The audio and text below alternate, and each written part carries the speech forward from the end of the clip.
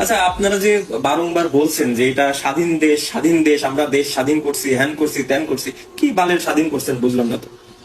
এটা কি ধরনের স্বাধীনতা? স্বাধীন দেশ হইতে হলে কয়টা ফর্মুলা লাগে? এই দেশটার নামটা কি রাখবেন আপনারা?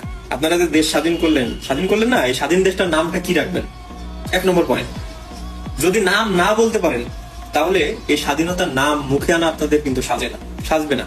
স্বাধীন দেশের নাম নাই, কি স্বাধীন করলেন আপনি? দেশের নাম থাকবে না? দেশের মুদ্রার নাম বলেন, বলেন। জাতির পিতার নাম বলেন, যার টাকে সারা দিয়ে মাঠে নামছিলেন তার নামটা বলেন।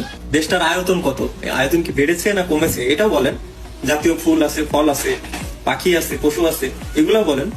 দেশ তো স্বাধীন করলেন, তাই না? আচ্ছা, এখানে আরেকটা প্রশ্ন বলি।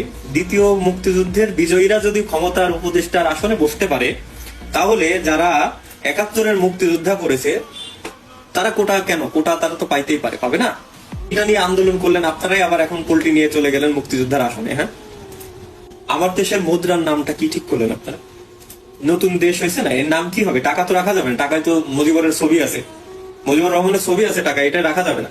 এটা কি নাম দিবেন? রুপি দিবেন, রিয়েল দিবেন, দিনার দিবেন, না ইউরো দিবেন, নাকি নতুন একটা নাম ছাপাবেন? এটা আপনারা ডিসিশন নেন। দেশ স্বাধীন হয়নি, দেশ একবারই স্বাধীন হয়। বুঝতে পারছেন?